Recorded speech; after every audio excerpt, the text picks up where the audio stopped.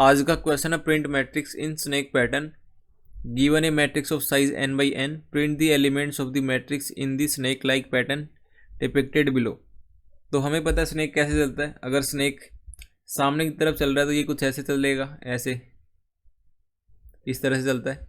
अगर नीचे की तरफ चलता है तो ये इस तरह से चलता है।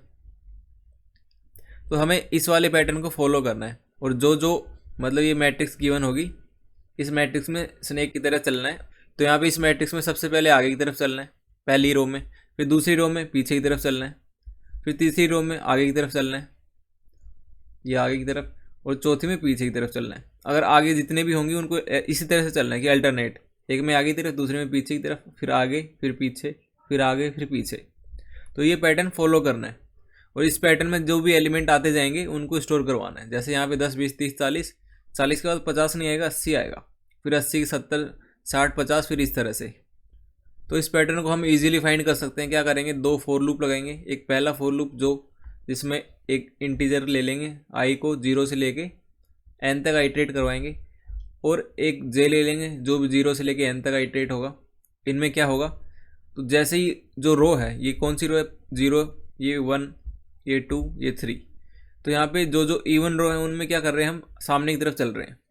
तो जैसे ही आई अगर इवन रहा उस वाले केस में हम फॉरवर्ड चलेंगे, और आई अगर ओड रहा उस वाले केस में हम बैकवर्ड चलेंगे, और जो एलिमेंट आते जाएंगे उनको स्टोर करवा देंगे लिस्ट में, और फिर उसको रिटर्न करना है। तो इसका कोड करना है, सिंपल है। तो एक एरे लिस्ट लेनी है, एरे लिस्ट में एलिमेंट को स्टोर करवाना है।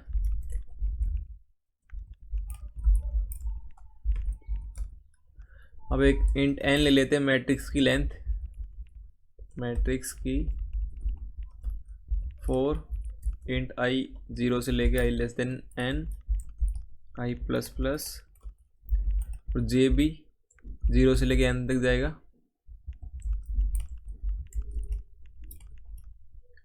अब यहाँ पे हमें दो कंडीशन पुट करनी है। जब i इवन होगा तो इसको ऐसे लिख सकते हैं, i मोडुलो 2 इक्वल टू 0, ये भी कर सकते हैं, और ऐसे भी कर सकते हैं i और एंड 1। अगर ये 0 आता है इसका मतलब वो चीज़ इवन है। उस वाले केस में क्या करेंगे, list dot add matrix i और j। एल्स में क्या करना है, लिस्ट में ऐड करना है मैट्रिक्स i, रो तो सेम रहेगी पर जो j है कॉलम वो n-1 से स्टार्ट होगा और 0 की तरफ आएगा। तो इसको ऐसे लिखेंगे, matrix of i, row same और j, यहाँ पे j चेंज होगा तो इसको n-1 j लिखेंगे। अब यहाँ से जो भी लिस्ट आई होगी उसको सिंपल रिटर्न करना है। यहाँ पे ये वाली चीज़ और समझा देता हूँ, i एंड 1 का क्या मतलब है। छोटी सी चीज़ है ये, पर अगर समझ नहीं आती है तो फिर ये दिक्कत करती है। तो i एंड 1 अगर 0 आता है तो हमने इसको इवन बोला है। तो ये जो i है यहाँ पे i इवन है। इवन जितनी भी नंबर्स होती हैं उनके जो फर्स्ट डिजिट होती है राइट साइड से वहाँ पे 0 होता है। तो 0 और 1 का जब एंड करेंगे तो वो 0 आएगा। तो हम इससे बोल सकते हैं वो वाली नंबर इवन नंबर है। और ओड नंबर में क्या होता है, आखिरी वाली डिजिट पे 1 होता है। तो 1 और 1 का एंड करते हैं तो ये 1 जनरेट करेगा। तो इससे हम बता सकते हैं कि वो नंबर ओड है। ये ओड के लिए है और ये इवन के लिए।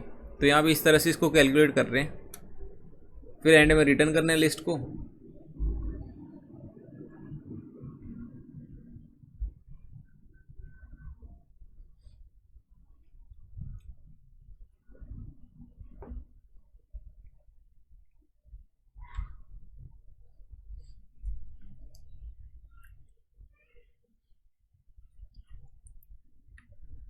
तो ये है आज का POTT problem of the day. I hope समझ आ गया होगा।